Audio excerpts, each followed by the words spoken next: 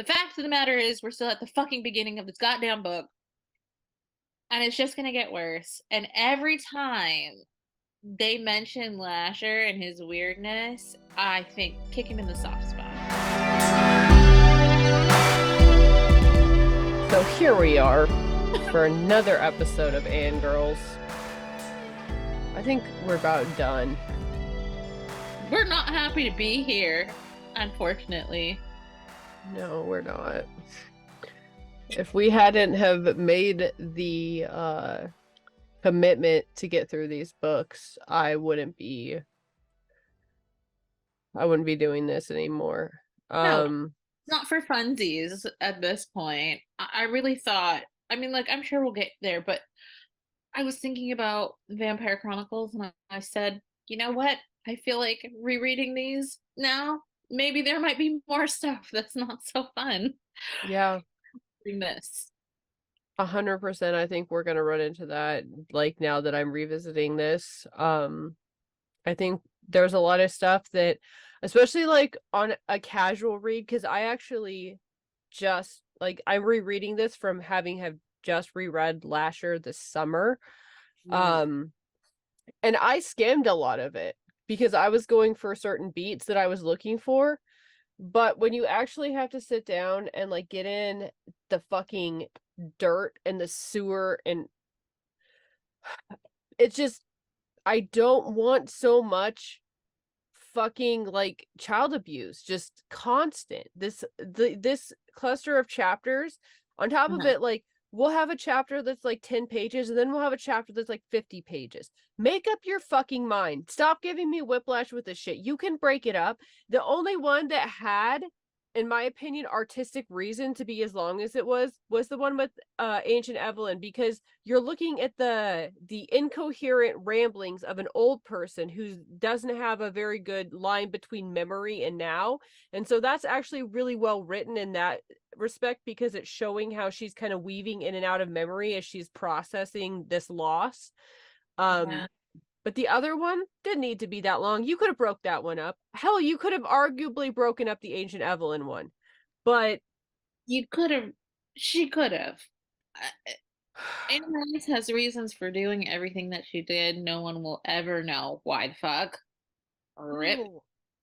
Like, if we're just looking at Yuri's introduction, that chapter, which unreasonably long, first of all. Second of all, how many fucking racial stereotypes can you slam into one fucking series, bitch? Like, no, because literally there was so much of it in the witching hour. Like, I mean, that really could have been enough, because it was a, technically speaking, it was a history. So like, all right, even though I was mad about a bunch of stuff, all right, we can't leave it there. Apparently not. No, now we have to talk about Roma people, and on top of it using a slur. But I mean, at this time period, I guess maybe they didn't consider it as such. But also, like, of course they have to be thieves, liars, and murderers, because, or else, like, what? Like, my thing is, I mean, she's not just dipping her toes in like pools where she doesn't belong. She's like swimming laps in them holes. Yes. You don't have to this bitch is as white as me. Yeah. But I had issues with that in the Mayfair history. I had serious issues with that. Yuri's chapter, like, Yuri, he's an interesting character. He is, especially, like, I love a character that's not involved with the incest of this family. I do, because it breaks up the bullshit. So I like Yuri, but unnecessary. I had a feeling. I really did. I don't trust anybody in this fucking book. I don't trust anybody. The only thing I trust these people to do is to fucking disappoint me. And they be doing that, like, really, really well. I just felt like she just doesn't have to do so much of that. If she was trying to show, like, his dedication to Aaron, that still didn't have to be, that long. I don't think. Well, the other thing is her the way that she writes Yuri again is pretty much like a little adult, even when he's a child, which this is problematic. If you take everything else aside and you say, oh, it's sign of the times, oh, she's a boomer, oh, whatever, like we give her all the excuses. The way that she writes children is inappropriate. Just bar none. It's gross. Yeah. On top of it, there's a statement in it, I think, that gets to the core of the philosophy. Some people are better than others, much better. That's not true, first of all. People all at their core are the same. The things that we do in society and the way that their life unfolds, makes for differences, but better is also a very subjective call on top of that. I hate it because this is the core of all of her shit. And better for her is like children that behave like adults, which I think is fucked up. I don't think that that's better. I think that if you have a child that acts like a little adult, that child is going to need massive therapy later on. Yes, I stand by what I said outside of this podcast, but I'm going to say it different than I said it outside of this podcast. I stand by the belief that maybe Anne Rice didn't get to be a child. Maybe. And other things. I don't know what her damage is, but I've tried to just like, there's the whole separate the art from the artist thing, but as a writer, maybe she's a completely like compartmentalized human being, but most writers that I know, like, they'll just take a little piece of themselves and put it up against another little piece of themselves and see how that plays out in the characters. If any of that is remotely true with anything here, that's fucked up. Massively fucked up. I know, and I hate to like be that guy, but reading is emotional for me. And sometimes watching movies is emotional for me. I always look for a way to connect with the characters. If I can't, then I usually hate the shit. But like I can't help but be like, oh man. And also like we're writers, so I can only think like what's going through your mind. What mindset did you have to put yourself in to write that? And a lot of the shit I write is triggered, like whatever the scenario is triggered by things that I hear or see or have experienced in real life. And maybe that's not true for everyone. Like I say about Stephen King, I feel like respectfully, I mean this respectfully, but like when he was on cocaine and stuff, I feel like he went somewhere else in his brain that maybe you can't go when you're sober, but that was a personal experience that he had. It's altered him forever. This chunk of chapters was kind of demoralizing, if I'm being fucking honest. I reread it all this morning. Except for the first one, the first big, because the first one was like 90 fucking pages. Yeah. But let's see, chapter 8, no, 9 was the one. 9 was Evelyn, yeah. Which is another one. Like, it's like, oh, it's also child abuse, but now she's gay too. It's like, oh, okay. I really, really need to talk about that so bad because okay, but so like when Yuri was in here or whatever, they also were talking about David Talbot and how he disappeared and resigned. Like there's all this spooky shit happening in the Talamasca. I think that part's interesting. I'm into all the shit that's happening around, but okay. While this is happening, Gifford's uterus exploded and she died, which I'm traumatized by that. So this chapter that Ancient Evelyn is like she's got to go find Mona and tell her that Gifford died, and she's like reminiscing or whatever, was so hard to read because at 13 Julian got her, and then later Stella gets her. And these are the two great loves of her life, and she's reminiscing on these things, and she's told other people about Cup and Stella's titties and stuff like that. And I'm just like, you guys know that people outside of your family exist, right? Right, yeah. And Julian is her literal grandfather because Cortland's her father. Literal, Yeah. literal, actual. Yeah. He's not just Lit- like the creepy uncle, he is the actual grandfather And he biologically. was old. Yep. It's not like he was like this strapping, like young thing, the hot, mysterious uncle, the hot, mysterious uncle from Hellraiser. There was an incest in Hellraiser. I'm just using that as an example. Yeah. You know, like a VC Andrews example. I The don't hot know, dude. step uncle. It wasn't. It was an old grandpa. Mm-hmm. Her old grandpa. Her old grandpa.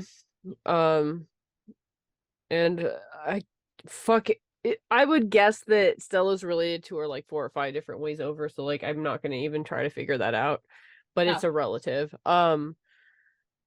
And I'm guessing she wasn't full adult when she started fucking Stella either. Um, because just based on the time frame, yeah. what does an adult being an adult mean in this family? Obviously nothing. Obviously fucking nothing. And that's, to me, the way that the kids are written is inexcusable. Like, to me, if I had come across this like as just a reader reading for fun as an adult, I would immediately put it down and never read it again because of Yeah. how it's written. Yeah. It's just not okay. The first time I read this, I was a lot younger, and I guess I didn't have the perception that I do now.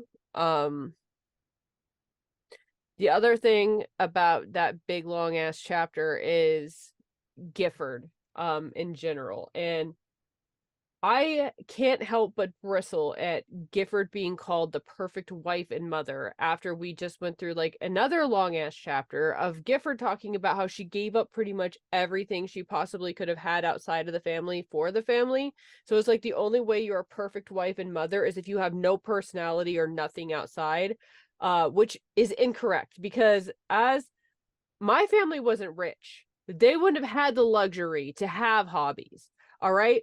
But my mom gave up. She was a songwriter, she was a concert pianist, she was a poet. She gave all that shit up to have kids. And I was worse off not knowing that part of her until I was an adult because it was, that creativity and that having a hobby and showing that you can have a life while engaging in a creative hobby is actually very important to a child. My grandma was the same way. My grandma was a musician and she never fucking did any of that shit until her kids were grown up and out of the house. So I had a little bit of a taste of it as a young child where my grandma would be playing piano or playing guitar or something.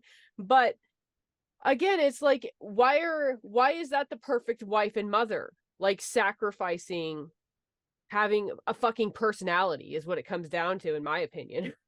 Yeah, but that's a thing that you hear a lot. It's a thing in a lot of media. Mm-hmm. And I don't have babies, but it's actually one of my like deepest fears is that I have a child and then that's all everyone knows me as, this kid's mother, Yep. and like I don't get to do anything else with my life. I would rather be childless forever than dissolve into I'm like the Yeah. glue. Like I only exist as the glue for this family. I want that to be a supplement to Yeah. who I already am. I think that's so scary. Yeah. And it's just like thrown around in this like as the ideal. And yeah, some of it might just be like boomer mentality, but the other thing that makes me wonder again, and this is a lot of speculation, but the way she describes Gifford in the coffin with the 2 black hair that was like in a bob around her chin and stuff. Who does that sound like? Oh, bitch. And what I'm thinking is, I wonder if Gifford was supposed to be like a stand-in for like her old self, that when she had to give up things for her family or whatever.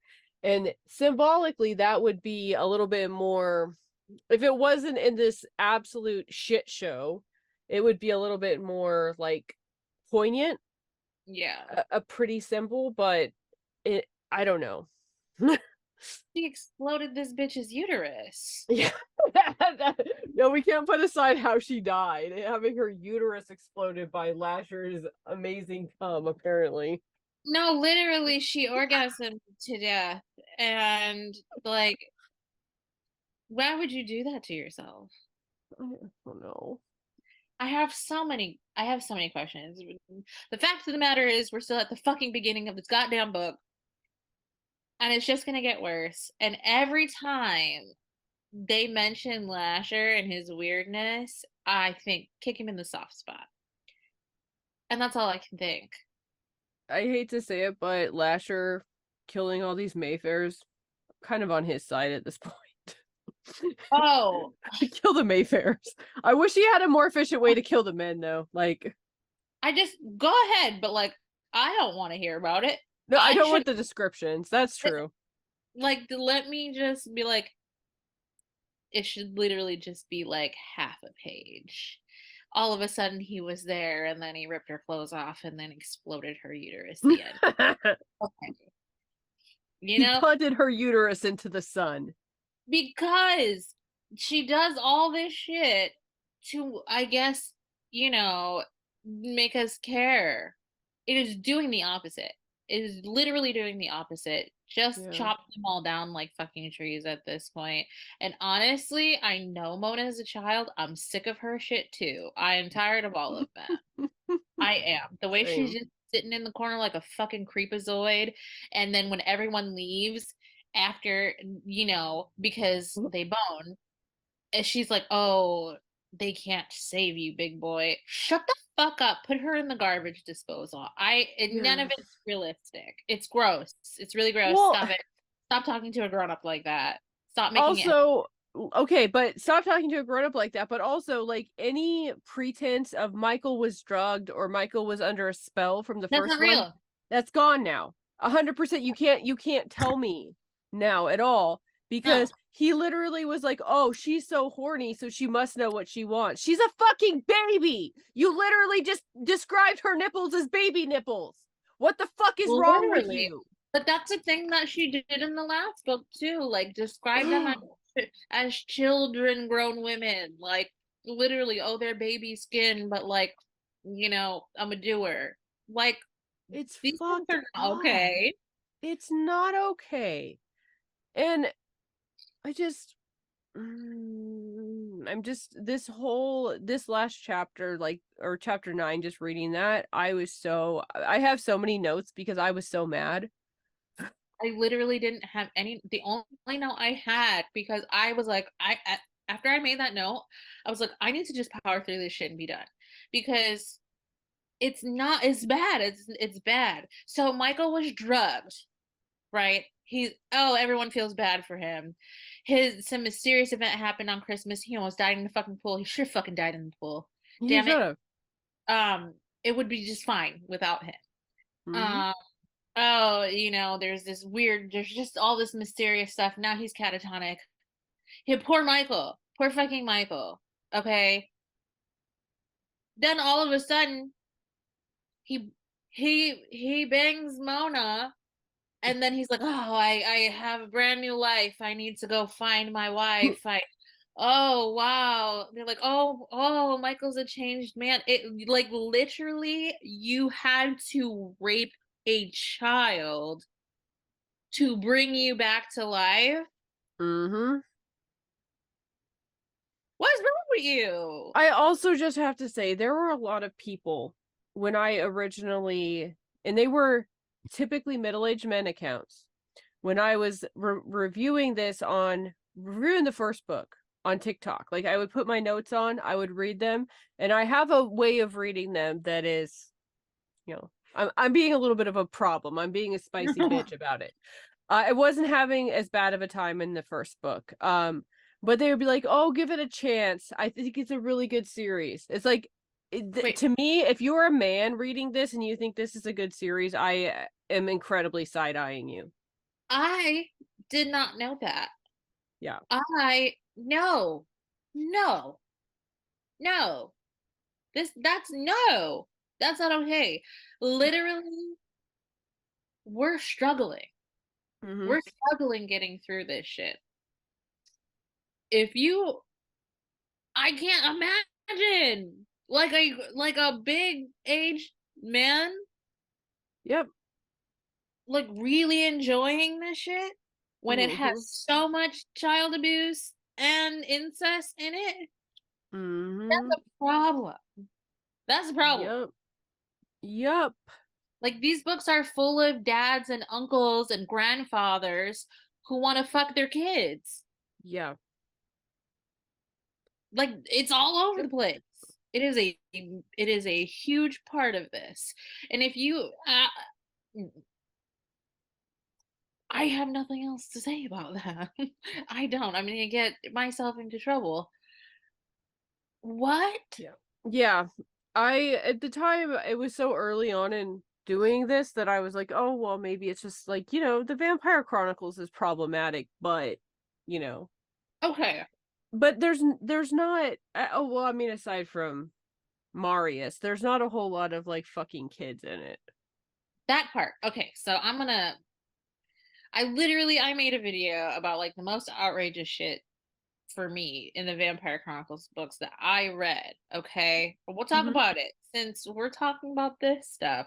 Literally in Blackwood Farm was Quinn and his doppelganger ghost like doing it in the shower, and that was like, I think that's hilarious. that was like a hand job, but it's like it's his twin ghost, right? Fuck yourself. I mean, I like that.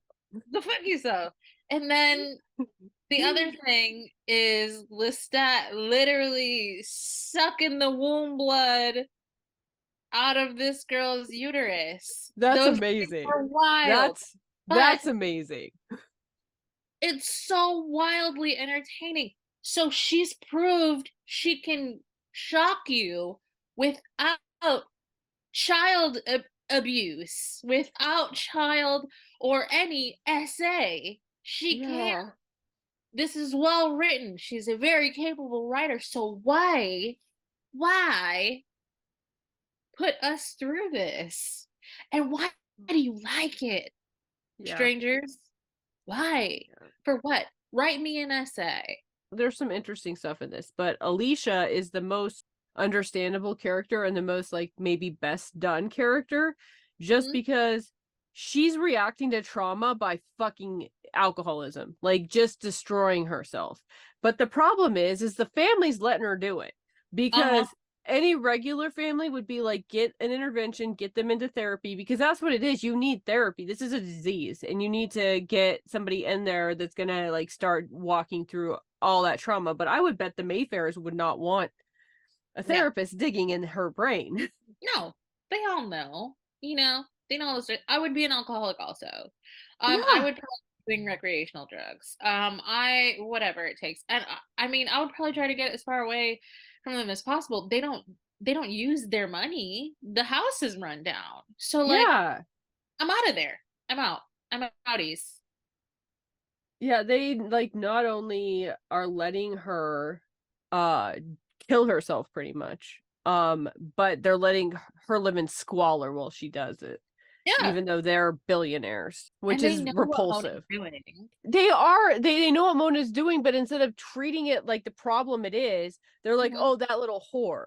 That's not what you do. That's not how you deal with a fucking child. None of these people know how to be adults. The only adult in the room here is Eugenia, the maid. That's it. She's the only adult, and she's the one who's disgusted at the situation. I bet she has her job threatened by a 13-year-old. Yup. I'm sorry. Like, like I have a physical reaction to everything that's happening. I usually am reading the book like this. Because what the fuck am I reading? Right. Am I doing this? Like the old stuff, I think that if you wanted to do something like this, which I don't know why you would want to do this, but keep it in the past. Because if nothing else, you could be like, oh, that's the way people were. They were archaic. They were fucked up. They didn't have good boundaries. They didn't know what it was to be like a healthy adult person or whatever, because this was the reality of the time period, which to some extent, this shit makes the twins that came from like him fucking his daughter, Peter Van Abel fucking his daughter, seem mild. Like that compared to this, like I would read the Peter Van Abel chapters again and again versus this. Yeah, it really should have stayed back there. Like you really could have left it. You could have left it. There's other things you could have done. I feel like I keep saying that though. I feel like we're gonna say that through this whole book. My imagination can only stretch so fucking far, so I just don't really know what Lean more. into the Lasher thing. It's funny. I think it's funny. I'm sorry. I think it's fucking ridiculous. Like you bang this fucking monster guy and then your uterus explodes. And again, kick him in the fucking soft spot. He is the most vulnerable motherfucker. And he's like, kick him in the soft spot. And he's also like, I mean, you could continue the incest thing with these guys and not have anything else, because it's like, well, that's fucking bizarre. She gave birth to this dude and then she had babies with him because he came out a dude with a soft spot. That's bizarre. It doesn't have to be like this. You could have just left it with that. That's all weird. But did we really need all of this extraneous child rape? I just don't think we did. Do they keep banging? I don't remember. I don't think so. I hope not, because I think Rowan comes back pretty soon. But then of course Rowan and Michael change spots where like they can't talk to each other because that would like make the plot go too fast and resolve the plot too fast. So she's got to come back catatonic the way that he was before. So this is literally like, I can see when I'm reading these chapters, sometimes I see what she's doing here. Like there was literally a chapter where no new information was presented. There were just characters fighting. And I was like, why? Why are we doing this? You're having them fight over the same information you already fucking told us. This is a waste of my fucking time. And this book is already too fucking long.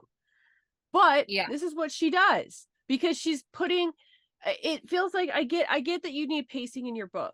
But there's ways to do that that's not just repeating the same shit again and again. And as a writer, like, I feel like, especially now, with the way that the market is saturated and shit, like, everything's at such a higher fucking standard. Now, I'm not saying she's a bad writer, but I'm saying that this is shit that wouldn't fly now, unless you were fucking that bitch that wrote the Twilight. I don't even know what they were doing.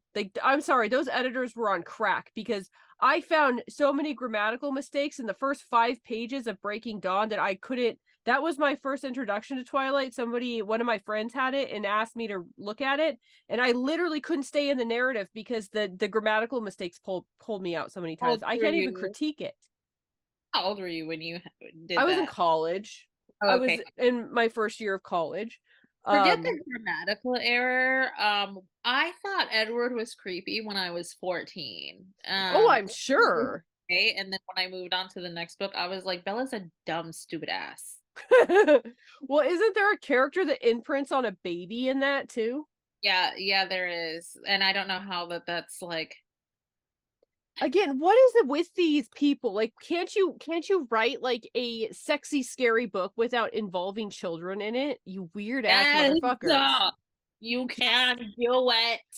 We believe in you. I mean, Kelly Armstrong. There's one. She writes there. Like I said, I have read a book where 2 people in werewolf form are fucking. They're fucking in werewolf form. It's weird. It's very fucking weird. It's creepy. It gives me the ick. But I would rather read that than something involving a child. Like, we could just keep some stuff like off the table. I genuinely feel, and like, you can make an argument like, oh, there's something for everybody. That shouldn't be for anybody. Like, No. nobody should enjoy that. It's bad. No, it's gross. It's real gross. Here's a lighter one, a lighter note. I don't know if it's just me, but I have noticed that she writes a lot of like very like rich descriptions of breakfast foods and the smells and tastes of them, and I just wonder if she was a morning writer that was like thinking about breakfast while she was writing. That's so funny, but it's true because it always makes me want a breakfast sandwich. Like I always get hungry. Good for her. Yeah. Oh, and I realized why I hate Lark. Oh, because tell me. I used to read a lot of Robin Cook when I was a kid, and Robin Cook writes these like medical thrillers, and a lot of the main characters are these really dry, boring doctors that and that's who he reminds me of. It's like a Robin Cook character put into the middle of it, and they're always really boring, but Robin Cook books can float because there is a really interesting mystery around it. So the fact that the character has no personality doesn't bother me. But in this situation, I'm already fucking annoyed with everything around. So I'm just getting massively annoyed at this cardboard motherfucker that I'm trying to pay attention to as well. Even though I will say, I appreciate his chapters being. Yeah, but I like that. But I feel like they could all kind of be like that. You know what I mean? Yes. Like I think that might help. You know, you take out the child shit and you just make them just a little bit shorter because nobody wants to read this little quick blip of a chapter and then have to like go meandering through the forest. I don't want to. I don't want to.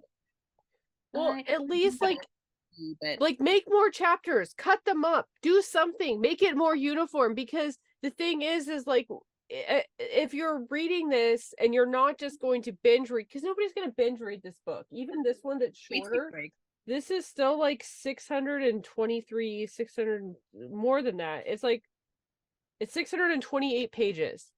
Nobody's reading this in a sitting. Give us chapters that we can easily like bite size and then determine when we want to stop.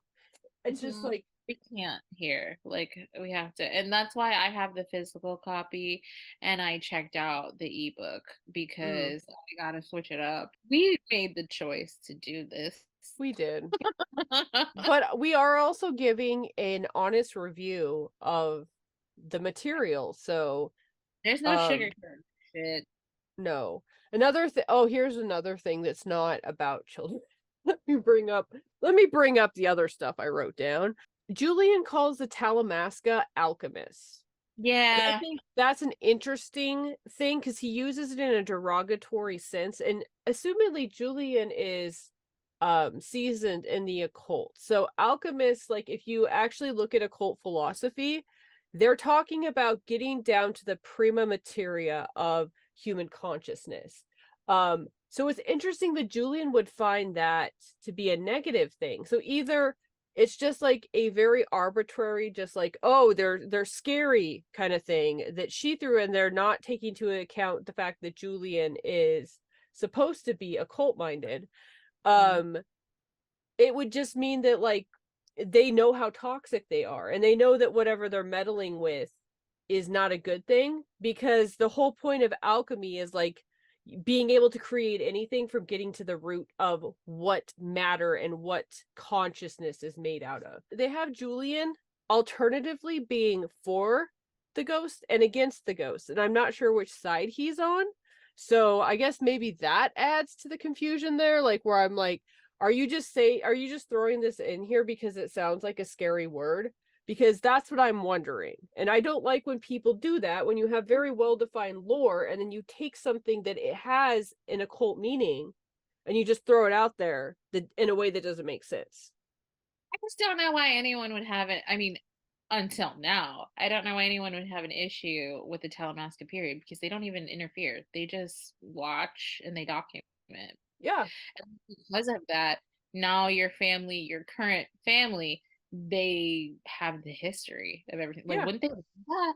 Especially since what's her face burned Julian's books. There's no other account. I mean, now they're doing shit. Yeah. I don't know. And to some respects, not just him, but Stella had like kind of like a back and forth, like sometimes adversarial, sometimes like leaning into the Talamasca thing. And I don't understand it. Like it feels very wishy-washy and like I don't know, like almost like there wasn't like a really well-defined relationship there, but instead you just kind of want to use it as this plot device willy-nilly here or there. And I don't know, it just seems lazy to me. I mean, maybe that's just not where she chose to spend all her time. But it would have been way more interesting than the child No, abuse. It is what it is. This is what she wrote. We're not putting this material out here. We're just commentating on it. yeah, it already exists. We're just reading it and we're talking about it because somebody's got to. This shit's ridiculous. I'm exhausted. Yeah, me too. I want to get the next chapters done as soon as possible, but I'm also grappling with not wanting to fucking open the book. That was like the whole last book also. I do think that the last book is slightly better, but not a whole lot. I think it's because the reason why it feels better to me is because it leans more. There's another Taltos that comes into play, and it leans more into his story. And then it's like completely another race that you're dealing with. You're not dealing with humans. You don't have to make these calls on like their behaviors that are human centric, right? So it's a little bit different. I'll take it. I just can't wait to be done. Yeah. We'll get there, and then we'll move on to the Vampire Chronicles. Yay. That's our chapter 6 through 10. That's it. Thank you for listening to the Annegirls Podcast. You can find us on the internet at annegirls.ghostinthemagazine.site.